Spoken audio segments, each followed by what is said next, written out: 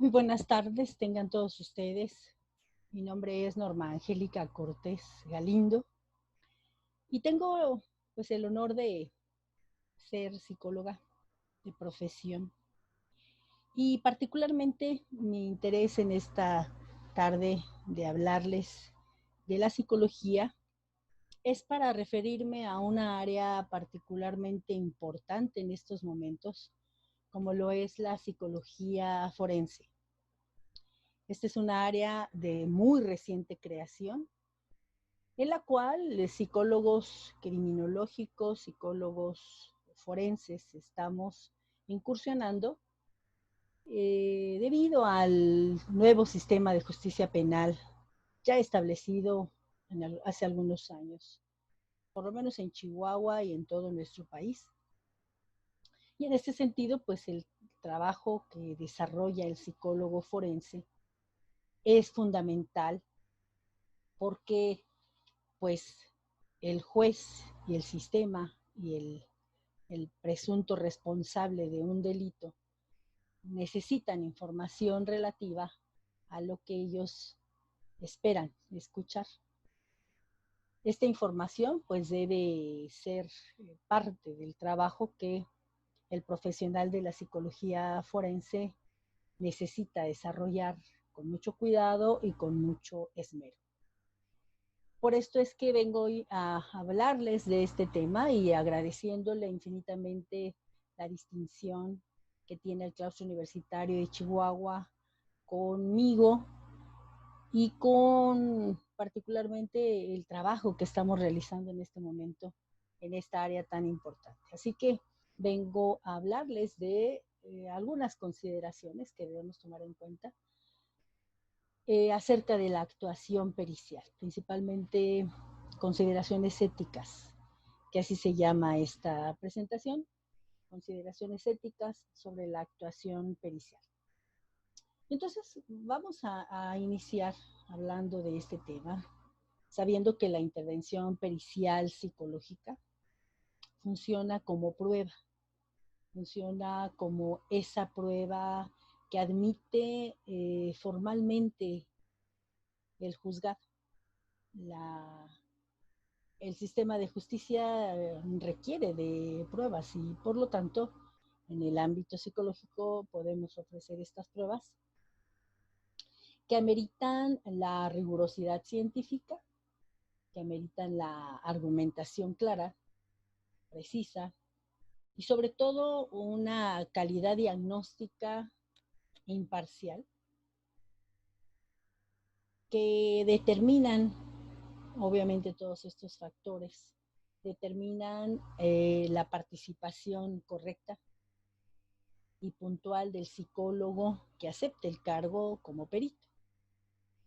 Por lo tanto, la ética profesional de cada uno pues no difiere en su esencia con respecto a que el psicólogo realiza un acompañamiento o un informe especializado sobre el caso, a estudiar el caso, a atender.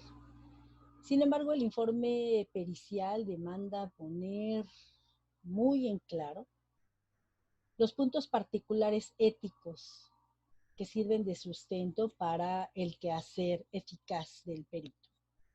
Por lo tanto, en este momento el perito pues asume una responsabilidad fundamental en el desarrollo del trabajo que pues el juez está esperando a la hora en que analiza el caso con cuidado, con todo detenimiento y la participación del perito psicólogo forense pues es fundamental. Por lo tanto, vamos a hablar de algunos puntos que, que tienen que ver precisamente con el trabajo ético y respetuoso que debemos hacer en este ámbito. El primero de estos puntos es evitar el abuso de la aplicación de pruebas. Es muy común que el psicólogo, sabiéndose el único profesional debidamente capacitado para administrar las pruebas psicológicas, para interpretar los resultados que arrojan estas pruebas y para realizar conclusiones y recomendaciones pertinentes, pues sabe y debe saber que la confiabilidad y la validez científica de las pruebas en su uso, en su aplicación, en el protocolo que se sigue para encontrar los resultados, pues se tienen que ajustar al rigor metodológico que exige el trabajo pericial. El psicólogo perito, por lo tanto, debe reconocer el principio de intervención eficaz mínima, es decir, lo menos es más. De tal manera que debe evitarse la reiteración de pruebas. El diseño de la batería de pruebas corre por cuenta de su conocimiento, corre por cuenta de su experiencia, de su experticia para seleccionar las pruebas más adecuadas, las pruebas más pertinentes para la situación y el caso que se está atendiendo. Si un niño o una niña o un adolescente, que es en lo que se busca principalmente trabajar la pericial psicológica, también se trabaja con adultos, pero particular estos pacientes, estas personas que requieren de nuestro trabajo, pues amerita decidir por las mejores pruebas, complementar y actualizar el conocimiento de las pruebas y la información que requiere, porque es imprescindible que demos a conocer la información que revele la situación del niño, la niña, el adolescente o la persona a la que estemos analizando. De ahí que el abuso en la aplicación de pruebas psicológicas en el entorno pericial está relacionada a veces con la falsa creencia de que pues se tienen muchos operadores jurídicos que pues al encontrar los resultados de estas pruebas pues pueden reflejar una realidad que no es lo que el juez espera, porque pues una prueba no nos revela exactamente el funcionamiento de la mente humana. El trabajo que hace una prueba es simplemente recopilar ese atributo por lo cual fue diseñada. Por lo tanto, es muy importante diseñar la batería de pruebas correcta, mínima, para evitar el cansancio, para evitar la confusión, para evitar sobre todo caer en el error de saturar de preguntas innecesarias a la persona que está respondiendo a las pruebas. Por lo tanto, las pruebas psicométricas, por contar con un aval científico, representan un medio útil, muy útil, para explicar y justificar la metodología con la que se llega a ciertas conclusiones. Sin embargo, no son obviamente un fin por sí mismas. Eso sí hemos de admitirlo. Deben estar obviamente reconocidas como pues, la posibilidad que tenemos de articular información sutil recabada a través de estos múltiples instrumentos que siempre están en función de la protección emocional de la persona a la que estamos evaluando, sea un niño principalmente, un niño, una niña, un adolescente, una persona víctima, siempre buscando, en el caso de los niños, el interés superior del niño para salvaguardar su condición emocional y para salvaguardar su condición cognitiva, psíquica, que evite la revictimización, que es una situación, un concepto que en este momento todo psicólogo forense debe prevenir. Un segundo aspecto que tenemos que tocar es rechazar los prejuicios plasmados en el expediente o por las partes. ¿Qué quiere decir eso? Que de principio, para elaborar un documento pericial es indispensable conocer la carpeta de investigación. Es indispensable porque ahí se vierte toda la información que corresponde al contexto, a los antecedentes, a la situación que enfrenta la persona. Por lo tanto, es muy importante que tengamos claro que podemos afectar el accionar de todo el sistema judicial de elaborar un documento pericial, un dictamen pericial, sin haber reconocido la importancia y los datos que arroja el expediente. No es necesario brincarnos la lectura del expediente porque al contrario es indispensable trabajar con él. Por lo tanto, tenemos que asumir un proceder neutral al colocar la información correcta y necesaria del expediente en el informe pericial que vamos a elaborar. Por lo tanto, entonces, lo prudente sería evitar pues caer en la omisión de los datos, caer en sesgos confirmatorios de hipótesis previas que, si no se han comprobado, el peritaje perderá su importancia, perderá su validez.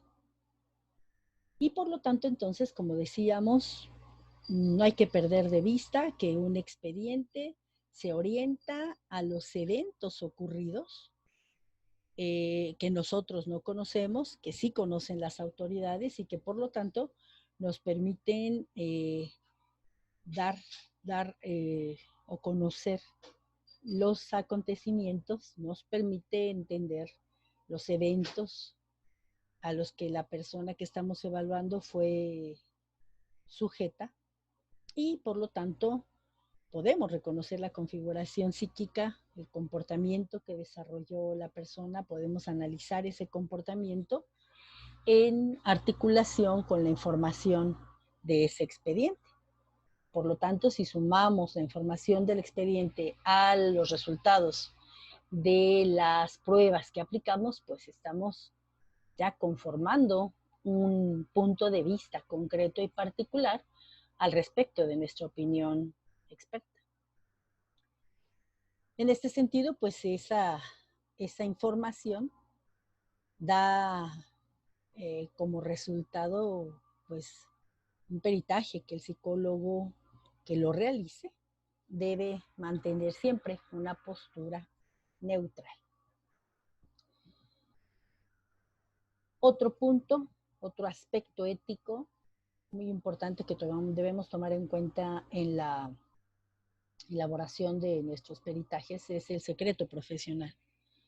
Si bien es cierto que los psicólogos debemos tener que guardar el secreto profesional en el marco de nuestro ejercicio, obviamente ético.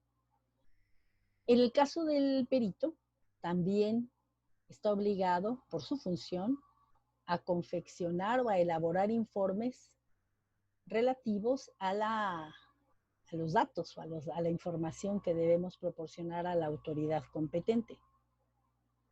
Cuando los psicólogos peritos asumimos un cargo de esta representación tan importante, debemos reconocer también que quedamos exentos del secreto profesional. Y estamos entonces obligados a informar a la autoridad competente acerca de la conducta del entrevistado que pudiera implicar riesgos tanto para sí mismo como para terceros.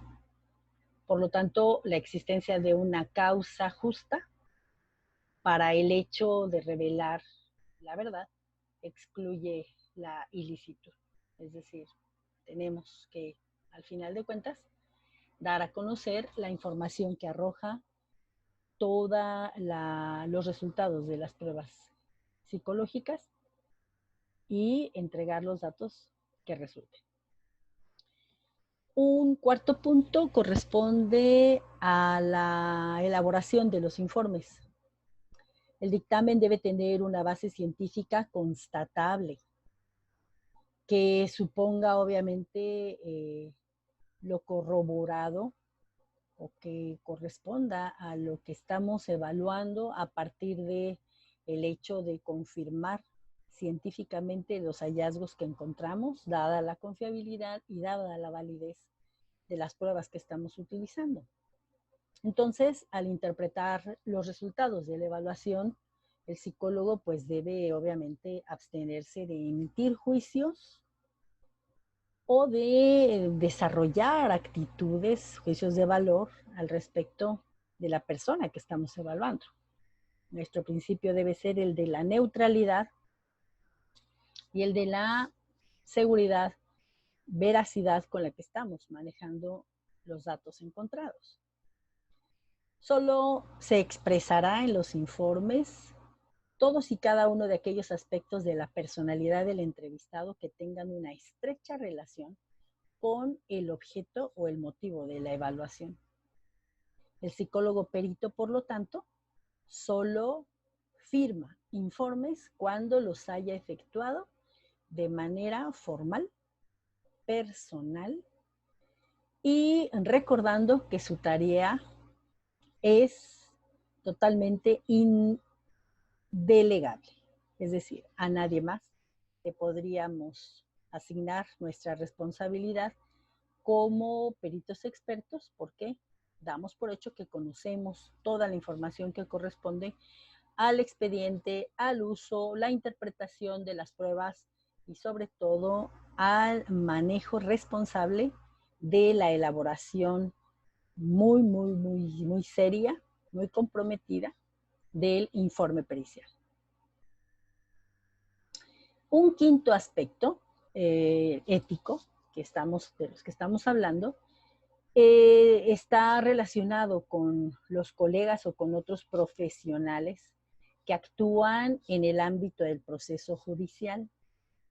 Aquí es muy importante mantener los vínculos, obviamente, con los colegas y aquellos profesionales que participan en este proceso y que pues deben ser de diferentes disciplinas, ¿eh? Lo mismo un neuropsicólogo que un abogado, evidentemente, que un trabajador social, que un psicólogo, que un neurólogo, que un nutricionista, si es necesario.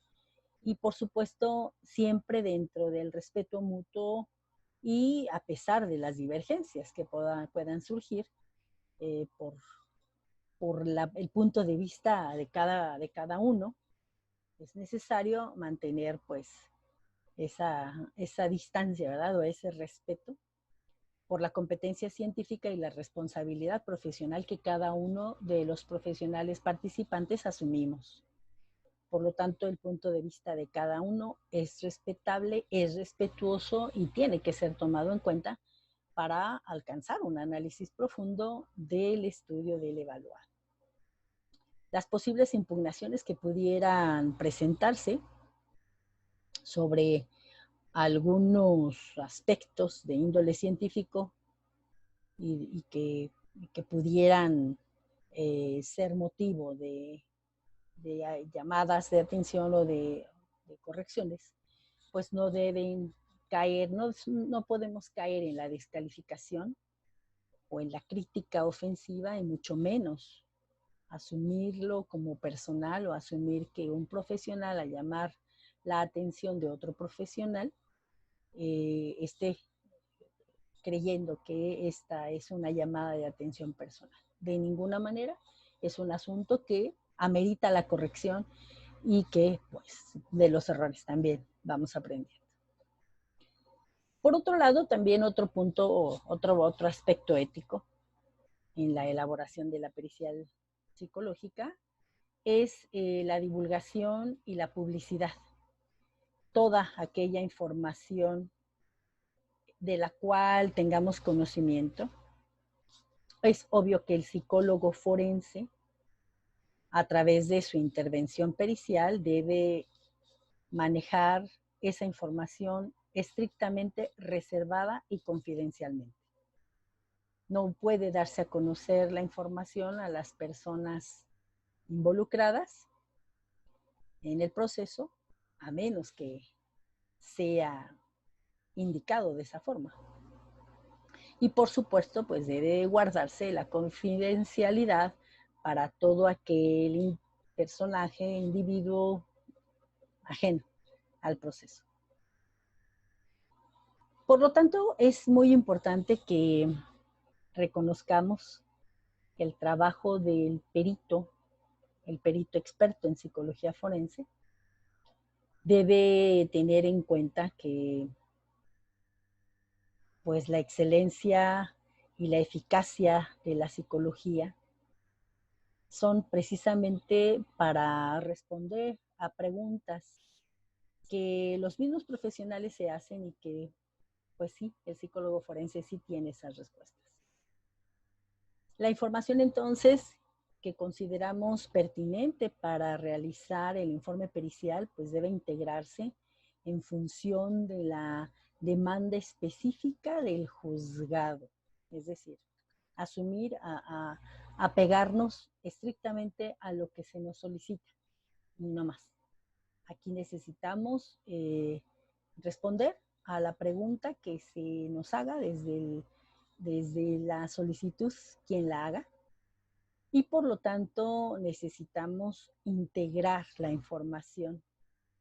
Esta integración no significa de ninguna manera ajustarla o hacerla coincidir con alguna solicitud,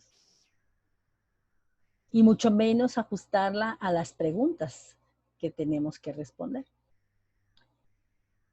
Si existen divergencias importantes o significativas entre las fuentes de información, pues deberemos manifestar esa discrepancia en el informe final y plantearlo así, como decíamos en un principio, a la autoridad pertinente. Excluir aquella información que resulta discordante con la hipótesis inicial del evaluador o con lo que plantea el expediente o con lo que nuestra condición emocional nos indique, pues infiere finalmente una mala praxis, un error de trabajo, un error de reconocimiento, un error de evaluación pericial psicológica que pues tendrá que ameritar volver a trabajar o dedicarnos a cualquier otra actividad propia de la psicología. Por lo tanto, la psicología forense amerita un trabajo serio, un trabajo formal, un trabajo científico que nos permita comprender que antes que nuestra propia condición, que debemos mantener neutral, está la condición de aquella persona a la que hemos de evaluar con todo respeto, con todo cuidado, con todo el conocimiento que amerita aceptar un cargo como perito en psicología forense. Y bueno, pues esto es todo. Espero que les haya servido esta información. Les agradezco mucho su atención. Y bueno, pues ahí estamos para servirles. Cualquier duda, cualquier comentario que quisieran hacer al respecto, no duden en comunicarse con nosotros en el Claustro Universitario de Chihuahua, a quien siempre le hemos de agradecer el favor de su atención y bueno, pues cada invitación que nos hacen para participar en las iniciativas que desarrolla el claustro, pues siempre son para mí un honor. Muchas gracias por escucharnos, por seguir estas conferencias tan importantes y muchas gracias a la coordinadora de la carrera en Psicología Criminológica y en Criminología que nos hace favor de invitarnos para llevar a cabo esta conferencia. Muchas gracias. Tengan ustedes muy buenas tardes. Bendiciones.